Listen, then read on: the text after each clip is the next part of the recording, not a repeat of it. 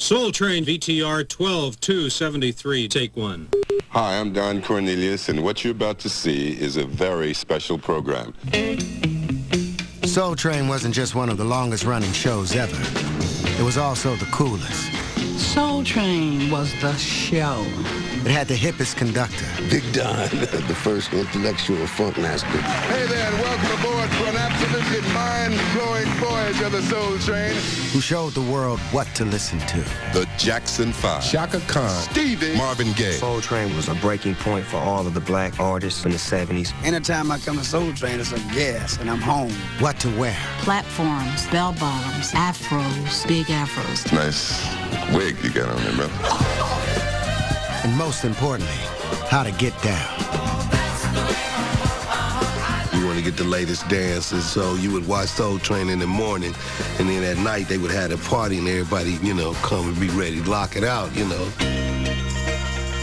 From Sly to Snoop, dashikis to do-rags, locking to poppin', get on the line, because this train's about to leave the station. When the aliens come in about 2,000 years and they want to see what was going down in black life, they can watch all episodes of Soul Train. That's how we got down. This is Soul Train, the hippest trip in America. You dig?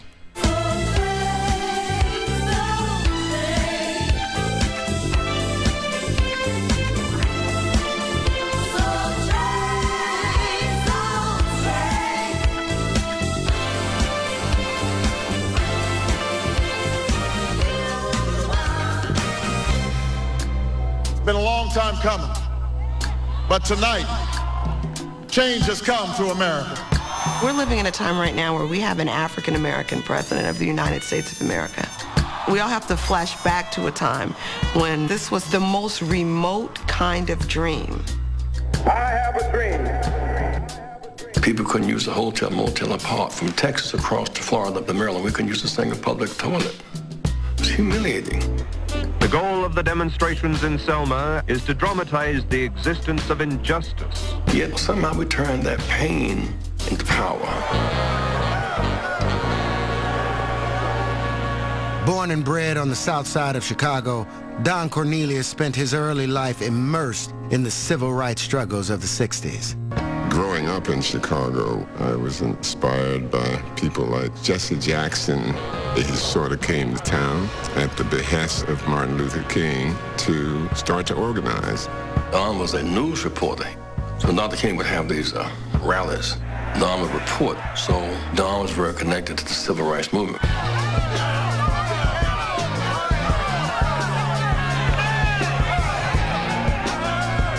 Chicago at that time, there were riots going on. Martin Luther King even said that Chicago had a unique kind of racism. That searing racism Don experienced in Chicago was reflected in what he was seeing on television. The problem is that the Negro in this country today stands for venereal disease, prostitution, the numbers racket, and crime. It was a medium that didn't feature minorities in a positive way, and it bothered me personally.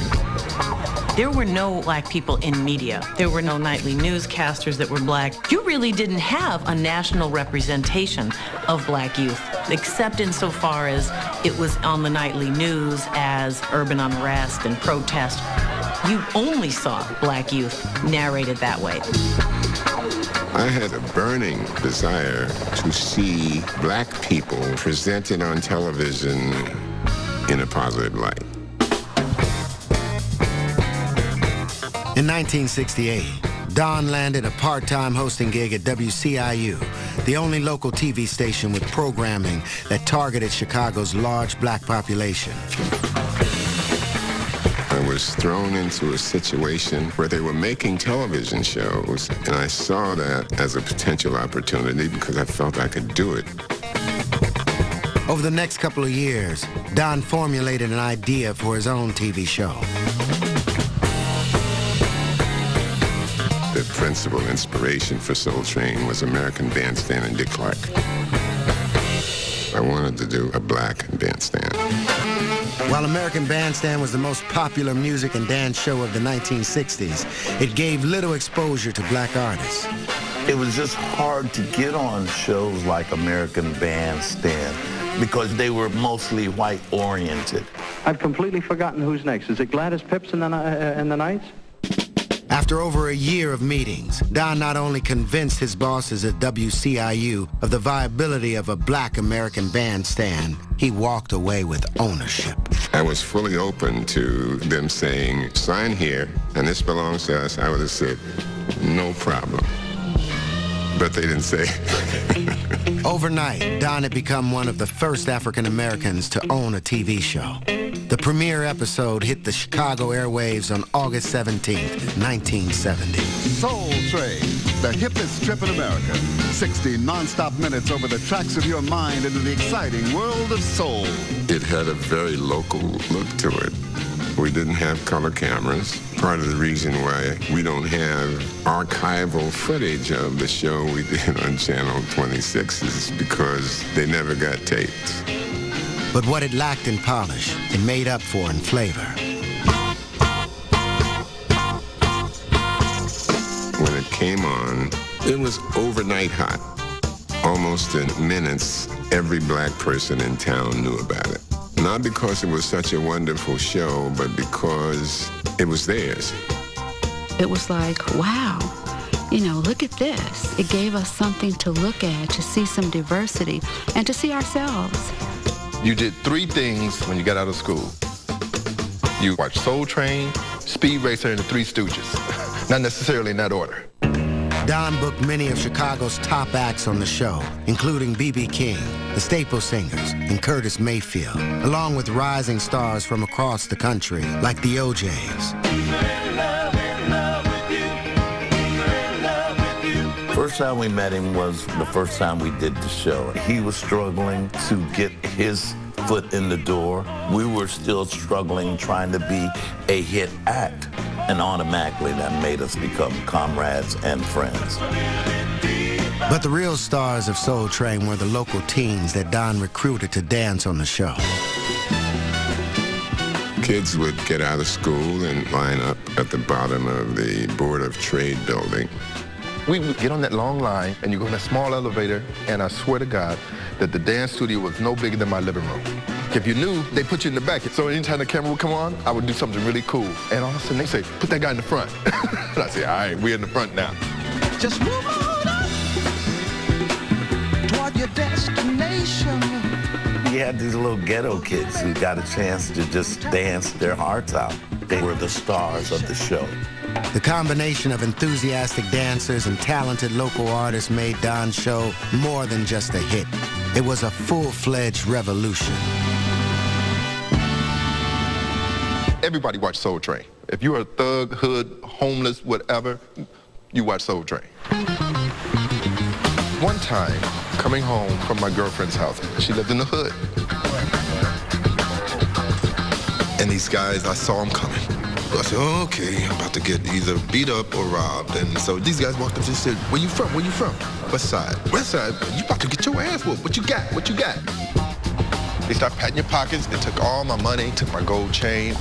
And then all of a sudden, one of these cats looked at me and said, wait a minute, whoa. Check this guy. Oh, no, I know. Oh, no. It's that dancing man. I know him, man. No. He's on Soul Train. No. This guy can dance, man. No. Hold on. Cut a move. I did a split, James Brown split, came up smooth. He said, that's him. Yo, they gave me all my money back and gave me extra money because they said, yo, you want to take a cab because it's dangerous in the neighborhood. But Don wasn't content to be a local sensation. He capitalized on his success as soon as possible. It took less than a year before we had some serious backing to take it into a national show. To take Soul Train to the next level, Don relocated to the world's entertainment capital.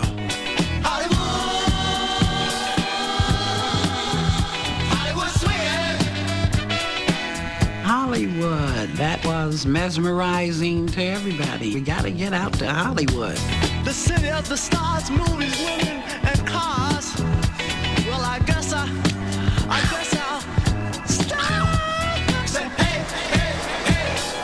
Soul Train coming to LA in the early 70s coincides with Motown coming to LA in the early 70s. And that's very important. It was a huge exodus of talent to LA following Motown because this was the new promised land. If Berry Gordy says this is where it should be, this is where it should be. When it came to Los Angeles, that's kind of when it took off. You know, it became the hippest strip in America.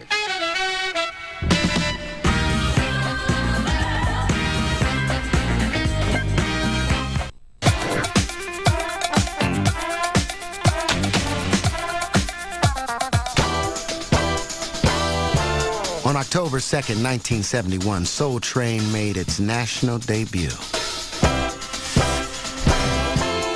Gone was the claustrophobic feel of the old local show. The Chicago set felt a little gloomy to me. Los Angeles was big. Los Angeles was bright. It was like night and day. This was L.A., baby. Big time. The hippest trip in America. 60 non-stop minutes across the tracks of your mind into the exciting world of soul. Don had grand ambitions for the show. Unfortunately, selling those dreams into syndication was tougher than he anticipated. While the show initially premiered in just 7 cities, Don still stepped confidently into the national limelight for the very first time.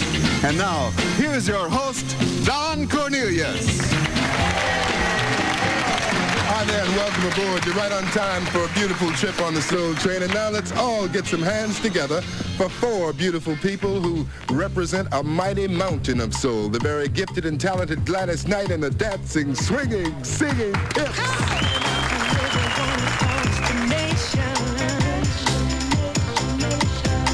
Gladys Knight was the key to us getting the syndication deal because we had to have a major star.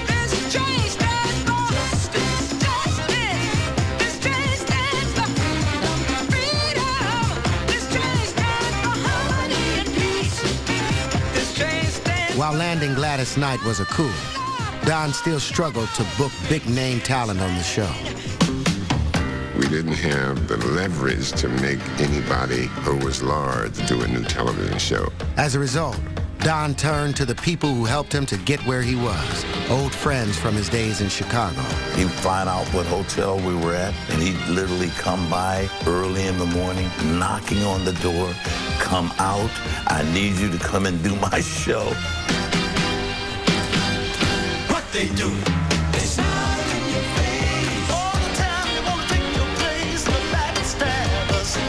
Don's hustling led to a string of appearances by mainstays of the old Chicago version of the show, like the staple singers, B.B. King, and Don's loyal friend, Curtis Mayfield.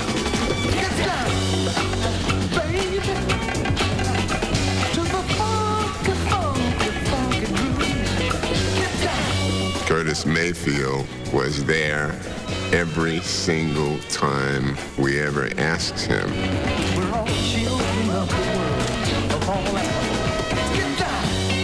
Booking talent wasn't Don's only challenge that first season. Finding superfly dancers in L.A. initially proved difficult, and he never would have found them without the help of an unlikely talent booker, an unassuming civil servant named Pam Brown. I had worked at several recreation centers and knew a lot of young people in the age group that Don was looking for. Anything that has to do with youth in a positive manner, I'm on board. This lady took me by the hand and said, "No, I'm going to show you some dancers."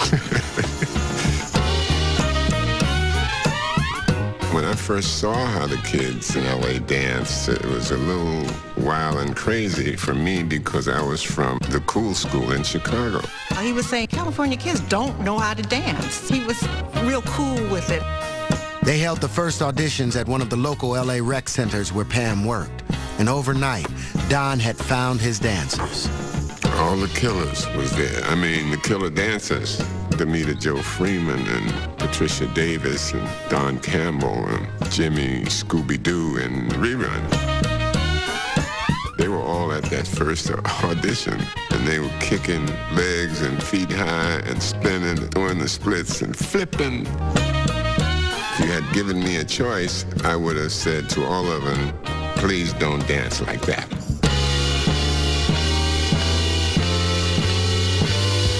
But the television audience disagreed.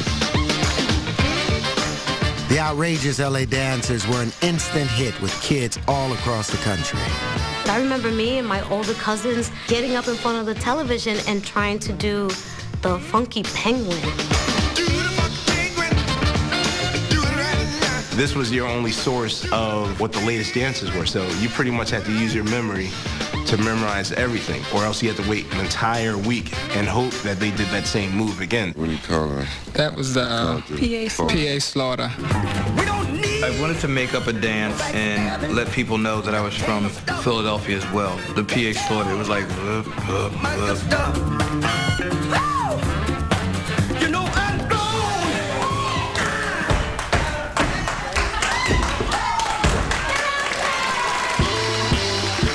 The dancers, in my book, had to be one of the most important elements of that show.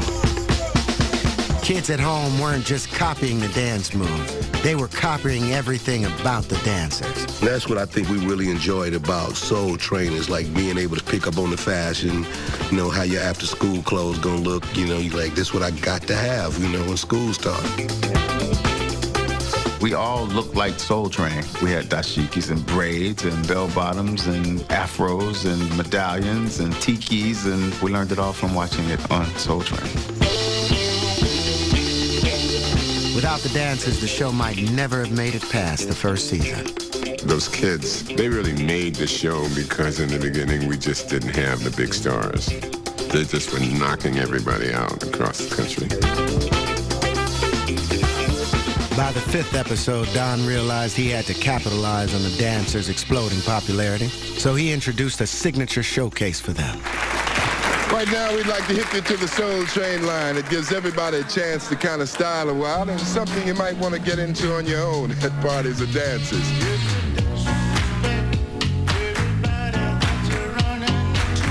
The Soul Train line was something that we used to do at parties in Chicago in the 50s and 60s probably, and I just borrowed it.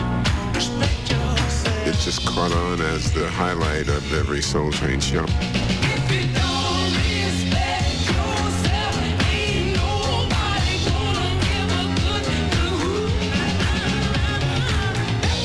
it was the best part of the whole weekend, is going down the line. And here we go with the Soul Train line, the Soul Train gang, Earth, Wind, and Fire, and Mighty, Mighty.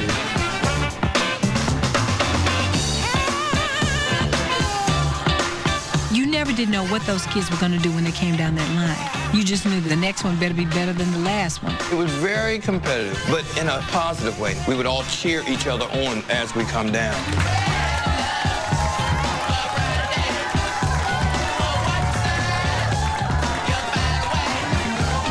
The Soul Train line gave viewers a reason to crowd around the TV from week to week.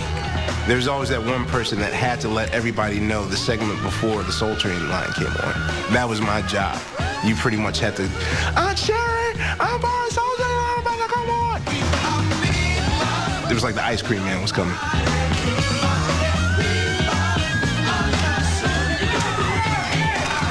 One afternoon, Mary Wilson of the Supremes made her own mark on the line. I wish I could join the Soul Train line. What, you think I could do that? Dance with Don? That's it. Dance with Don. That's the new thing. Okay, Don, can I dance with you? Oh, yeah, you can dance with me. She talked him into coming down the line with her. You think I could come up that Soul Train line?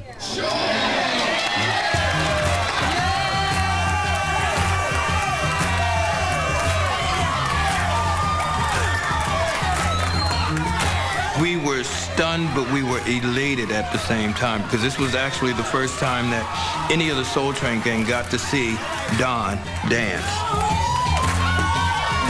Growing up, I was never the worst dancer at the party. I was one of the guys who could throw down. It's hard to dance and come down a line, to move in a forward fashion. You know, Don found that out.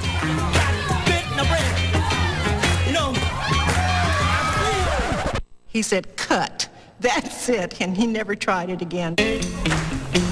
By the end of its first season, Soul Train had found its groove. The show had expanded from 7 to 50 cities. Don Cornelius and Soul Train had arrived.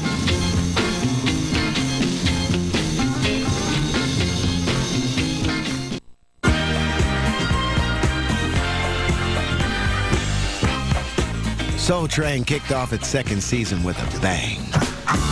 Don Cornelius landed Ike and Tina Turner for the August 1972 premiere. His days of struggling to book A-list talent were finally over.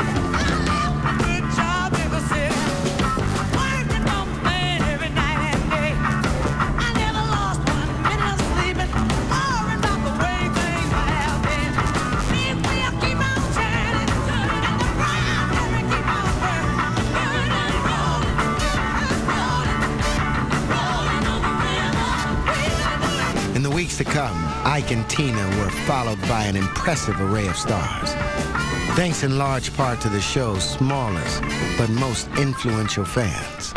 It was the kids that watched the early syndicated versions of Soul Train. They would say to people like Aretha Franklin, "Mama, you seen that Soul Train show? How come you ain't on there?" I'm speechless. I can't tell you what a pleasure it is to have you here. I feel like I'm on top of the mountain. Don't be. It's my pleasure. Thank you. I understand that at your home in New York, you check us out once in a while, you and your family. And not once in a while, all the time, every Saturday. When Aretha appeared on Soul Train, she was at her peak, with 14 top 10 hits and 6 Grammys under her belt.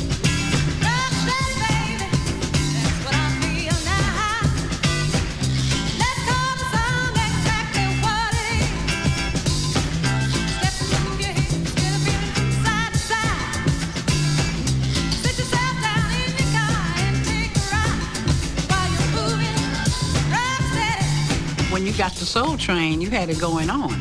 You knew that everyone was going to check your appearance because everybody watched Soul Train. So I couldn't wait to get to Soul Train.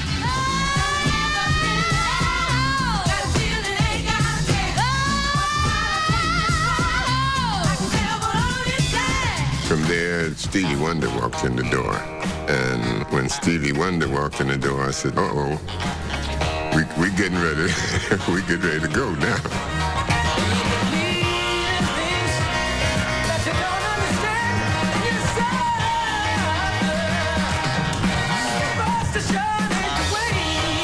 At the same time, the Soul Train dancers were becoming stars in their own right, as well as rivals.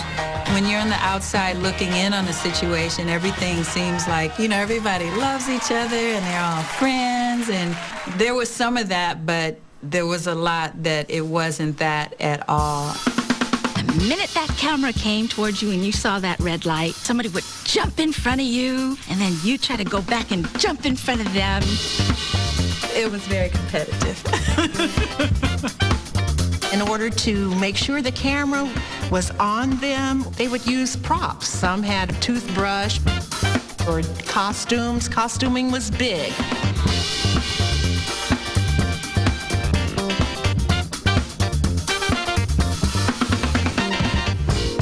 But dancing on TV wasn't always as glamorous and fun as it looked. It was really a grueling shooting schedule. They would tape the show 1 week in a month, 2 shows on Saturday and 2 on Sunday. You would go all day long, and then they would give you a lunch break, and they would give you this cheap-ass 2-piece Kentucky Fried Chicken lunchbox. We weren't being paid, so there was no guarantee for dancing on Soul Train. But the fact that you were being recognized, getting off and on buses and like, hey, that's that guy from Soul Train.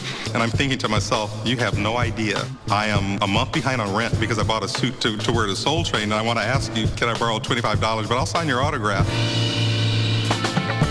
Meanwhile, Don was getting more powerful than ever.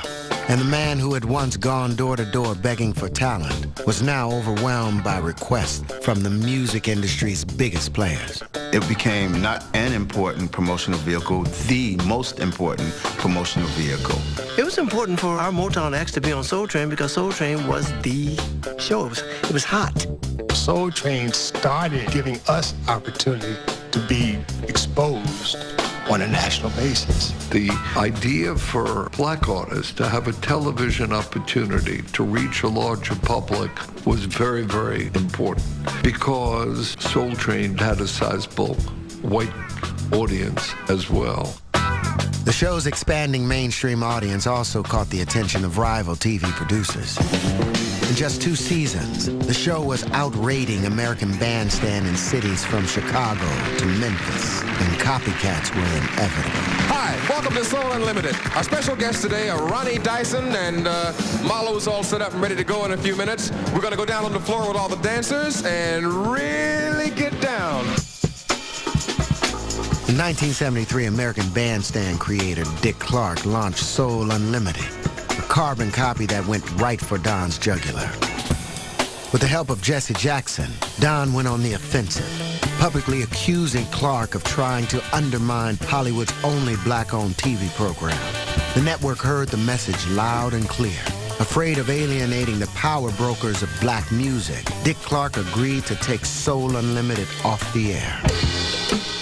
Victory was sweet, but Don knew that the show needed to keep evolving or perish. We just felt in order for us to survive, we had to do stuff that American Bandstand would not do. Don raised the stakes by taking a huge risk. He made live music a centerpiece of the show. When Soul Train first started, you would go on, you would lip sync to your record. But then it kind of opened up to the fact where you could go on and sing live. Dance to the music. Dance to the music. Playing live was a rare chance for the show's performers to really connect with viewers. Something really exceptional was Fly on Soul Train. Oh, amazing.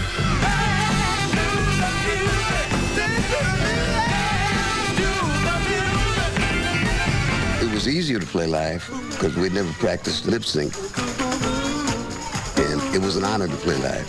On Soul Train, they were so used to hearing good music all the time anyway, so you really had to kind of entertain those people really hard.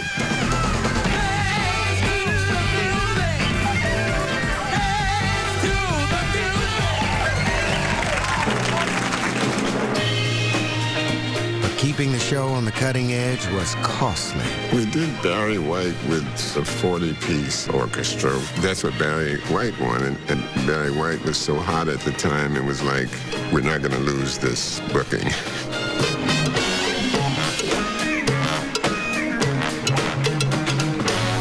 When Barry White performed, it meant hiring extra crew, longer setup time, and building a special stage. As far as the economics were concerned, as an owner, I kind of hated it.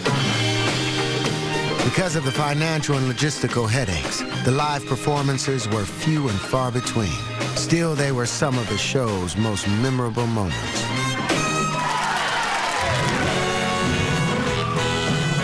I can't believe that it's real. Like the time Al Green, Broken Arm and all, came on and blew everyone away. Burning deep down inside. A love that I cannot hide. I know it's you and me, baby. It's you and me, baby. You make the world.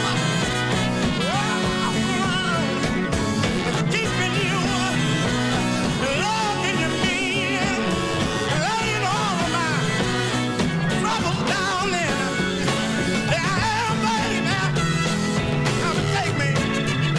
Al Green was the bomb. Al Green would just come on Soul Train and rock it off of TV. Al Green made a very big moment out of silence. He would hush the band. That silence was just as loud as him screaming. But everybody aboard the Soul Train, I want you to get on board this evening. These were the most exciting experiences I had. Not just my experience with the show, but in my entire life.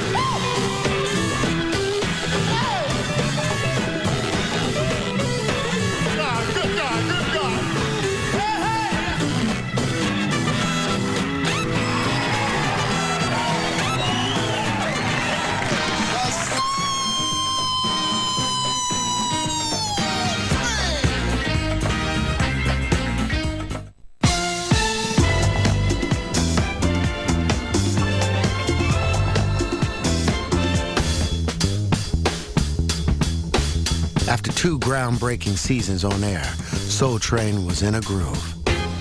It had built its own identity based on iconic elements like the Soul Train line and Sid McCoy's signature intro.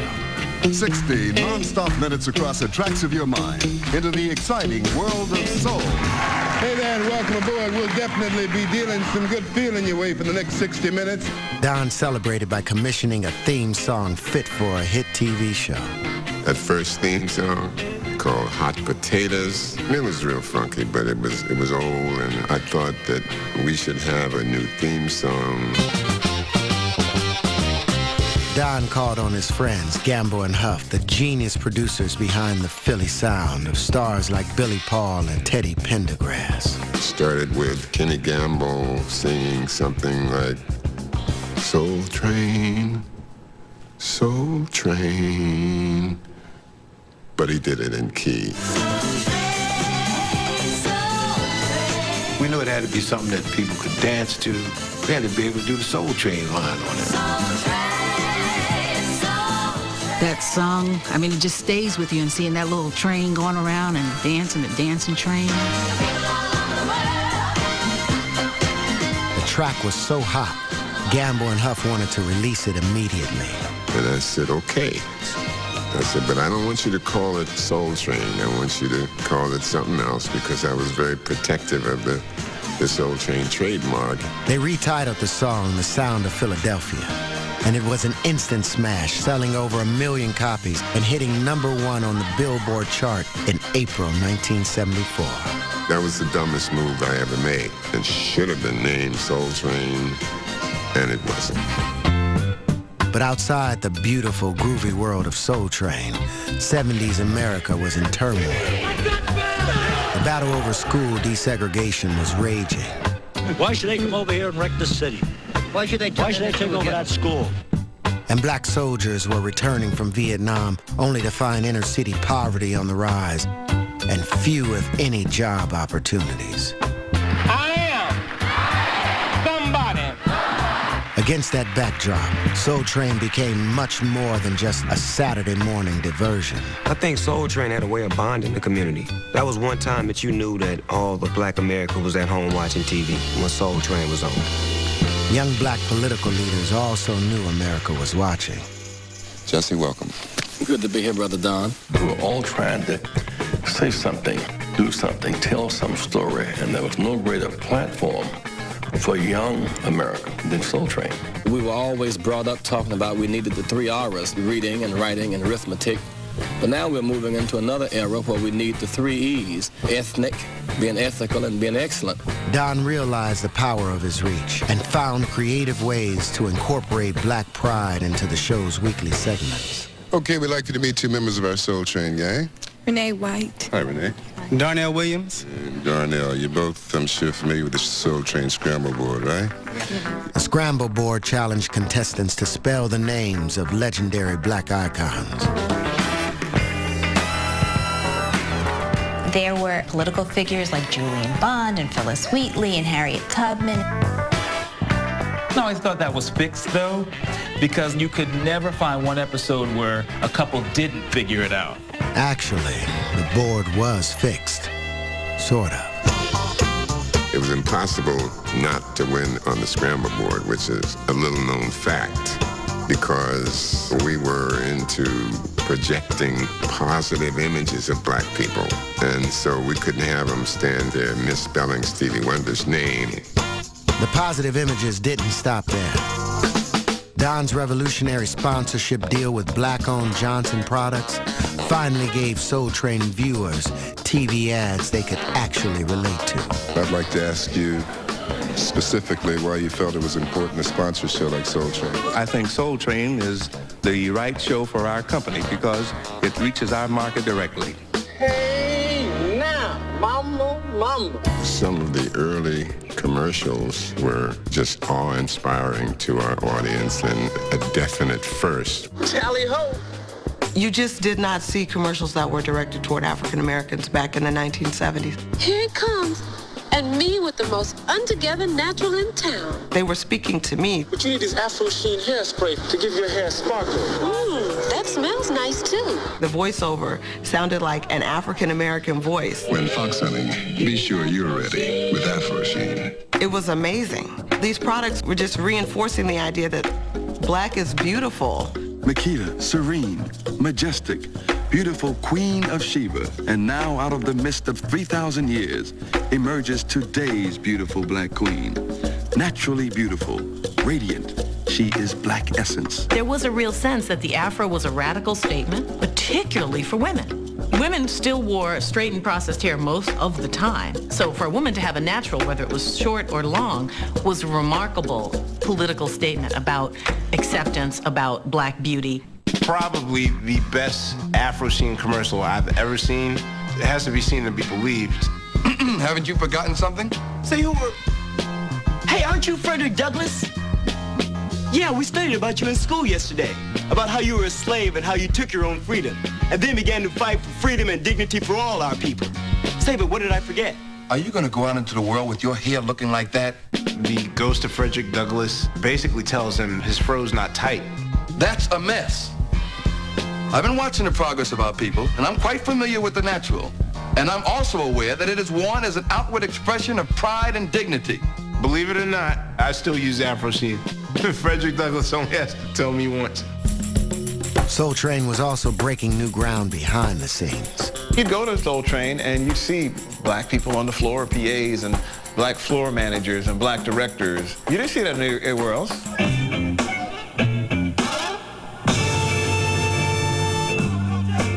I remember my first meeting with James Brown. He was from an era where you couldn't do anything big unless you had somebody, probably somebody white, backing you.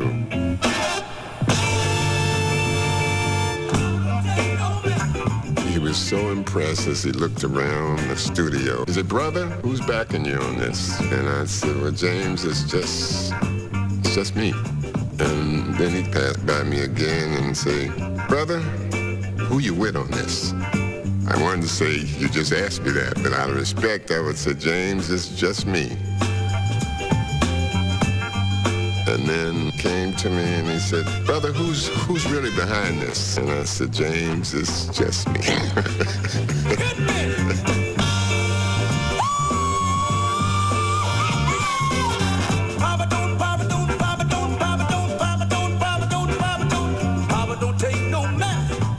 By the end of its watershed third season, Soul Train had matured from a wild experiment to a thriving business, making Don one of the most influential black men in America. And that ought to do it for you. We thank you so much for joining us. And a role model for generations of African-American entrepreneurs to come. I was one of the first African-American guys to put their name on the credits of a television show as executive producer. This has been a Don Cornelius production. He was way ahead of his time in terms of the business of show business. I need to take classes from Don Cornelius.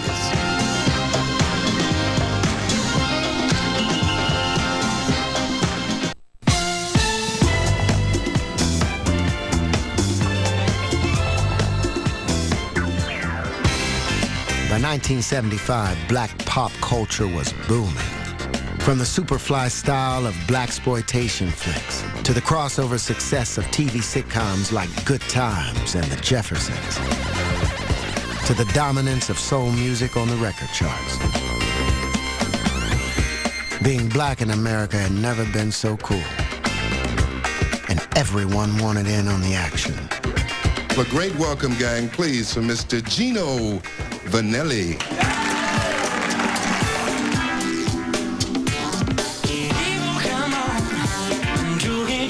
For me, it wasn't a cultural phenomenon or anything like that. And they said, "You'll be the first white guy on the show." And I said, "Well, okay, I'll do it." Yeah.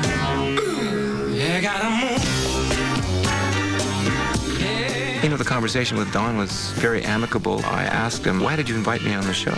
You know, I mean, I'm obviously not a black artist. And he said, "Well," he says, "I consider you off-white." The reason why Gino Vanelli happened to be on Soul Train, number one, is because he had a black sound. People thought the man was black. I am one of them. But it was a life-turning, or at least a career-turning event for me. Because right after Soul Train, my audiences were at least 50% black.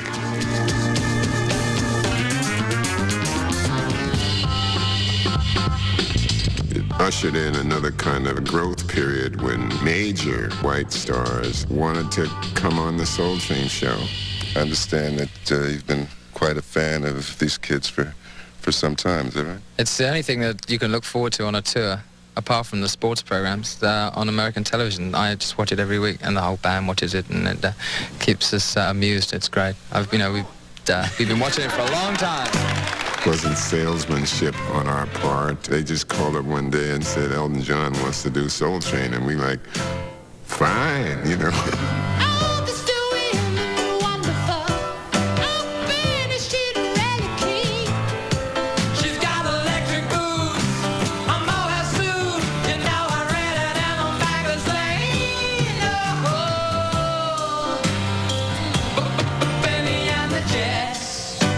Elton John, David Bowie made music that if you didn't know who they were, you would have thought a black man made them records. That song, Fame.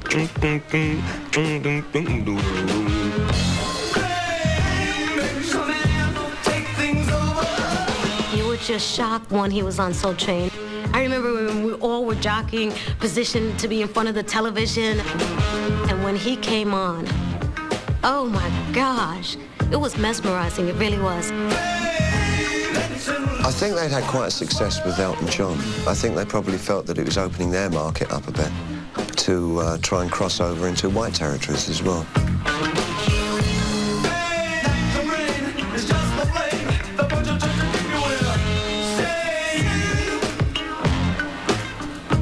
The great trouble was that I forgot to learn to lip sync it, and it was a farce.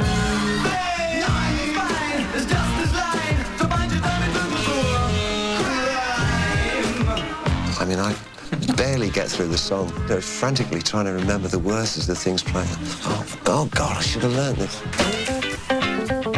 Don went on to feature an array of white soul performers, from Tina Marie to Captain and Tennille to the appropriately named Scottish funk group, the Average White Band. Soul Train was our first performance to Greater America. Give me a little piece.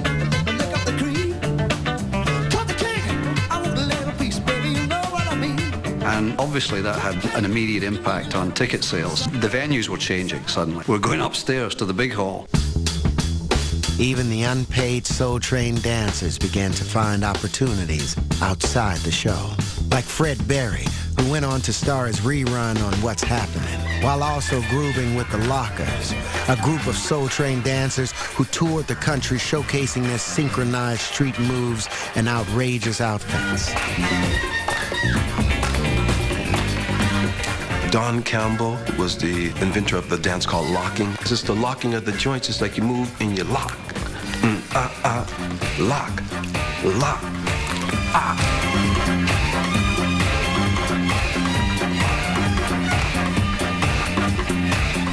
That dance actually served as the original format of how we as breakdancers, we formatted our routines. Those dances set the trend for the hip-hop dances to come. Soul Train gave birth to a lot of dances that are popularized even to this day. Popping, ticking, whacking, robot. All of this stuff came from Soul Train.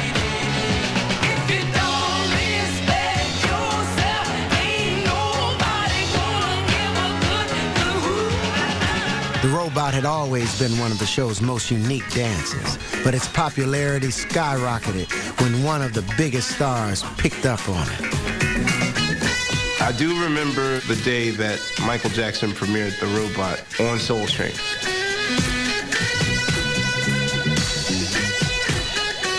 All my cousins seen it, and then they just instantly, you just had to do the robot.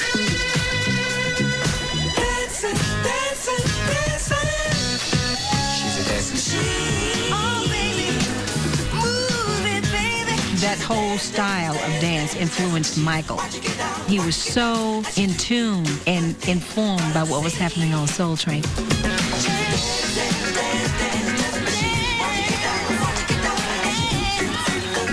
In its 4 years on air, Soul Train had become more than just a cultural phenomenon.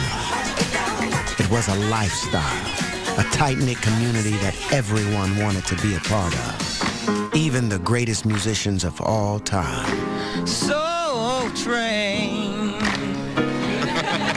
went down Cornelia. Stevie Wonder made his own song up on the spot about the Soul Train gang. Soul Train. And he got us to sing in with him. It was an exciting moment for me. And let me hear everybody say, well, all the brothers and sisters get together. Say louder. Hey, hey, hey. Clap a little louder, people.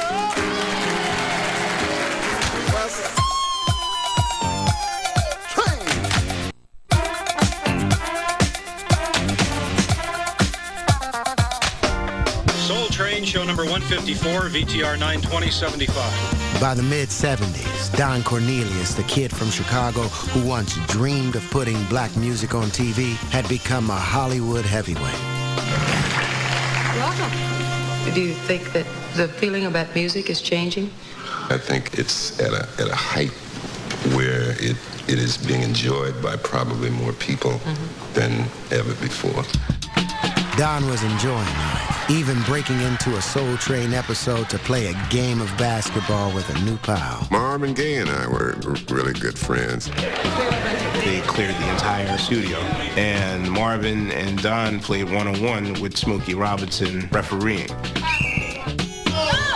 Both of them thought they could hoop, but I could have beat both of them by myself. Don might have been on top of his game that day. But off camera, a new threat was blowing in from the East Coast. Disco came in so strong, it was almost intimidating. There was certainly a move in the late 1970s toward more entertainment hedonism. There was a lot of, youthful drug use, a lot of cocaine, and disco was associated with a lot of that. Don felt the repetitious dance beats lacked musicianship and soul. It's a big difference between funky music and disco music. When disco evolved, we didn't know what to do. As the unstoppable force of disco spawned rival shows such as Disco 77 and Disco Magic, Don stood at a crossroad. Remain an arbiter of soul or cede to the disco craze. We came to realize that the best disco records almost invariably were black records. So we made a commitment to just play the best black records we could find. Now, if you want to call it disco, fine.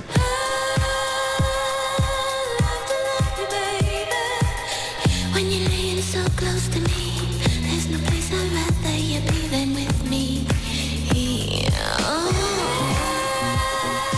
A lot of people feel as though, that was the period that sort of took the soul out of it. Things began to change. You all of a sudden saw this disco, Studio 54, almost New York vibe find its place into Soul Train. He took the sign away, and it was replaced with the crystal ball. Thank God that only lasted for one season. Don might not have been a fan of disco, but he made it work to his advantage when he started his own music label, Soul Train Records. The first act he assembled was a disco group, and he turned to the Soul Train dancers for talent. Remember, I was at Jody's house, and we got a call. And it was Don Cornelius. He says, I have a new project that I want you to do. I said, really? Don picked Jeffrey Daniel and Jody Watley, the show's standout fan favorites, and Shalimar was born. We were the most popular dancers on the show. Jody and I just had a natural chemistry. We could just read each other. And that just comes from a real partnership. Let's welcome three very talented people, ironically, all of whom were connected with Soul Train in one way or another before they became, shall we say, stars. Namely, they are Jody Watley, Jeffrey Daniels, and Howard Hewitt, better known as Shalimar. Shalimar was promoted by Don. They were on Soul Train a lot. I know you come a long way, baby, but you don't need that heart of stone, no. You prove that you can do it, baby. When the rumor was that they were looking to get dancers to be in the Shalimar group, well, they better not pick so-and-so, and why did they pick her, and why did they pick him?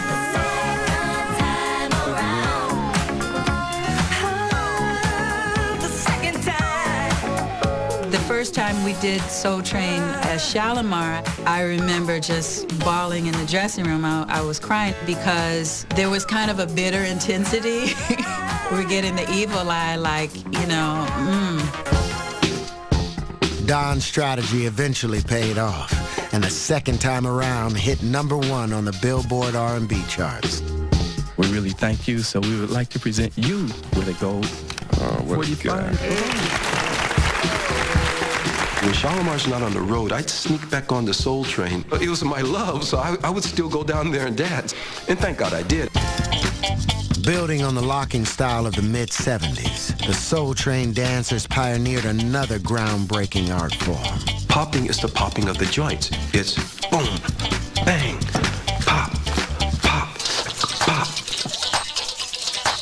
And in November '79, Jeffrey Daniel debuted a move that would become one of the most popular moves in dance. From popping came the backslide. Later pegged the moonwalk. That's the first time that the nation just saw it. It was just like, bam. Michael Jackson saw this dance and he thought it was amazing and he wanted to learn it. And so we all showed Michael how to do the moonwalk.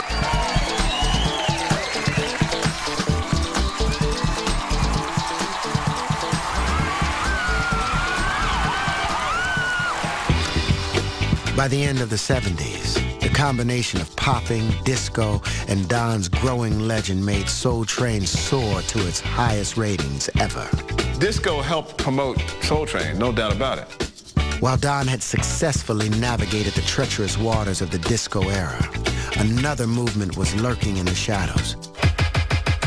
It would challenge the very foundations of R&B and make the '80s a battleground for the soul of Soul Train.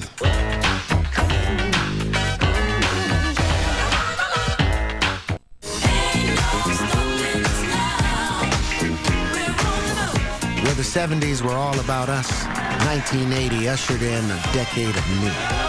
Across America, blacks as well as whites were flashing their status symbols in expensive taste. There's been so many things that's held us down, but now it looks like things are finally coming around. McFadden and Whitehead's Ain't No Stopping Us Now is really an anthem of upward mobility. Black people are moving up into the middle class. Like, you know, there's no stopping us now. We're on the move. We're going to make this happen. We're going forward. We're not going backwards anymore. Beneath the surface, a different story was unfolding. And in the inner city, life was tougher than ever. The conditions under which many African Americans in cities were living were pretty desperate. Automatic weapons and highly profitable drug trades and 40, 50, 60% unemployment produces a whole nother level of really troubled urban communities. And so hip-hop really emerges at this moment of loss and disappointment, but also with a real sensibility that it's important to depict what's going on. Hip-hop took Soul Train by surprise because we thought it was something that might not stick. Don objected to rap's bleak outlook, but reluctantly invited chart-topping rappers onto the show. Broken glass everywhere. People on the stage, you know they just don't care. I can't take the smell, can't take the noise. Got no money to move on, I guess I got no choice. You know, I can understand Don Cornelius and the Soul Train being a little skeptical or nervous about hip-hop because it was a very brash new thing. Don't push me, cause I'm close to the edge. I'm trying not to lose my head. When the message came out, the Furious Five wanted to wake up America and just talk about the things that were going wrong that people sometimes don't want to hear. Why didn't people like hip-hop at first? What was to like? The profanity, the perceived disrespect for elders. It was the rebel music. Just the idea that someone just speaks over beat and they get to be on TV. It was something that a lot of the adults in black pop culture weren't interested in. Don gave his audience what they wanted, though he still chafed at the racy East Coast dance moves. Don Cornelius did not want to see how I really danced. I was doing hip hop, and it was foreign to people out in California. Don was like, oh, no, you're a girl. And I'm like, what? He also made uncharacteristically blunt comments about the music. I mean, it doesn't make sense to old guys like me. I mean, I don't understand why they love it so much. Never in my wildest imagination did I ever think that Don Cornelius would say what he said. My heart dropped to my feet. It devastated me. But that ain't my job, is it? My job is to deal with it. I remember being offended by, here's a guy whose job it is to like everything that's hot, and he couldn't relate to it. That was kind of the epitome of what the whole industry felt about hip-hop. Here's this emerging art form that no one can understand or like, but yet somehow it's selling.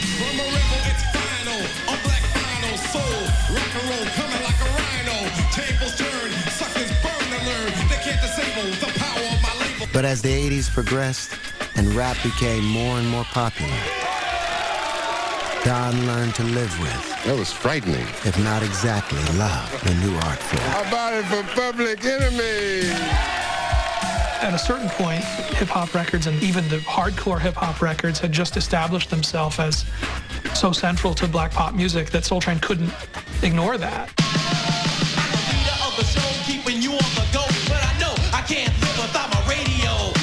People look at you funny if you are not booking these kind of artists because it's like you don't know what you're doing.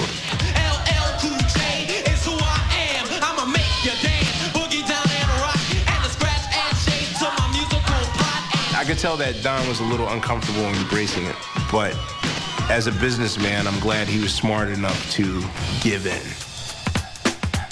Don's eventual acceptance of hip-hop helped launch the genre into the mainstream and gave acts like Run DMC, Slick Rick and Dougie Fresh, and Eric B. and Rakim national TV exposure for the first time. The stage is empty. A beat like this might tempt me to pose, show my rings and my fat gold chain. Grab the mic like I'm on Soul Train. When Soul Train gave the hip-hop community a look, as far as letting them come on and perform their songs, that broke hip-hop. It took it out of New York and brought it into the homes of people across the country. MTV, brand. But Don would soon face some serious competition. Yo, welcome to the premiere of Yo MTV Raps. Yo MTV Raps was another new thing where I'm running around on the street. So it was a whole different format to the show.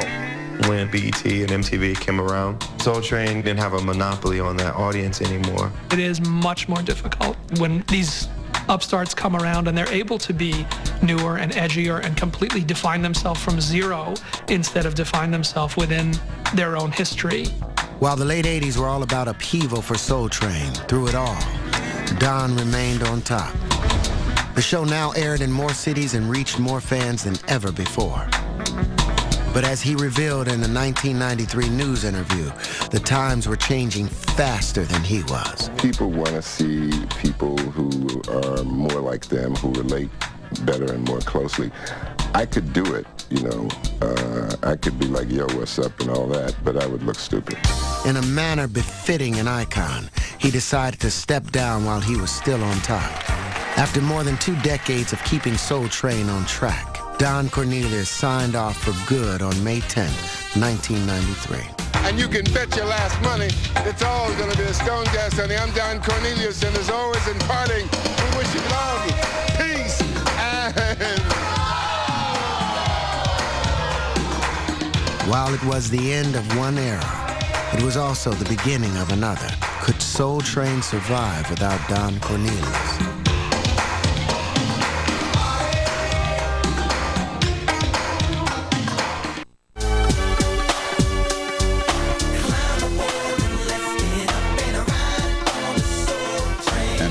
Your host, Shamar Moore.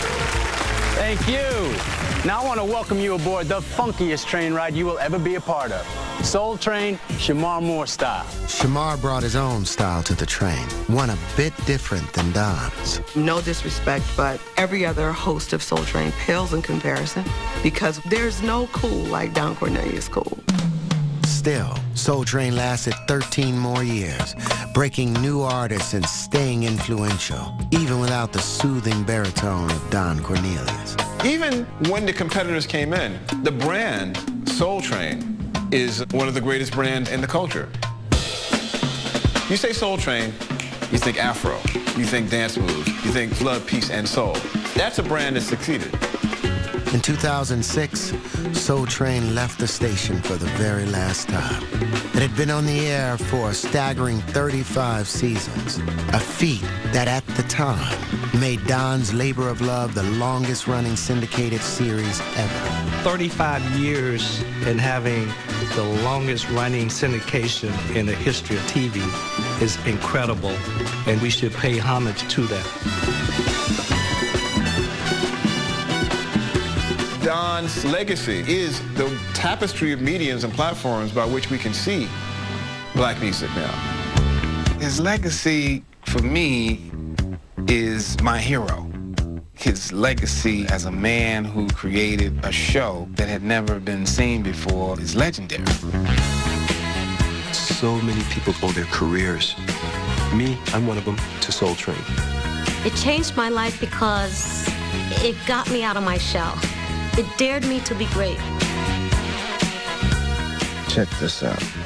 For Don Cornelius to give us a chance to come and dance every Saturday and have people around the world watching that, that's something I will always cherish because it was a spectacular time in my life. I had a pretty tumultuous childhood growing up, but Soul Train was the one thing I had to look forward to. It was glamorous, and I got to meet people and finally have a group of people that I felt like I belonged to. It saved me.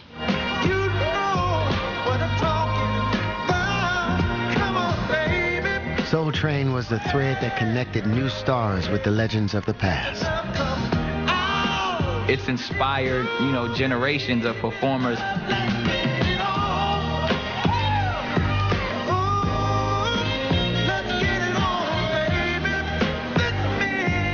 All my recollection goes back to seeing everyone from Marvin Gaye to Al Green on Soul Train. So that's kind of the blueprint of how to do it today. The first time I did Soul Train, I stayed in the green room for about an hour and a half doing what I do, you understand me?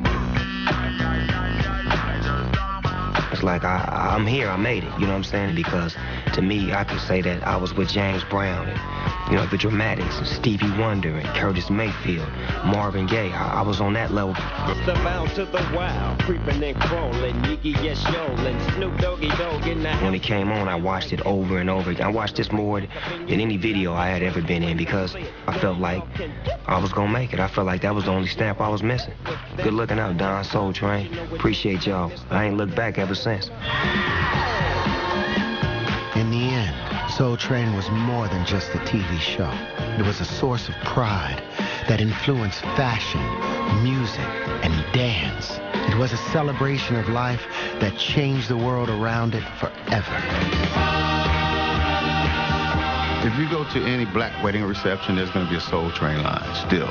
That's going to be forever now. You call out Soul Train line, and everybody knows exactly what to do. Whether they are 7 or 70, you fall right into place.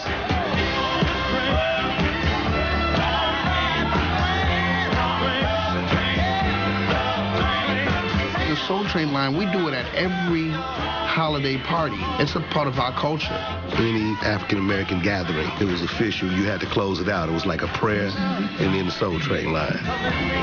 You got to give it up to Jesus and then Don Cornelius. I'm Don Cornelius, and it's always imparted. I'm wishing you love, peace, and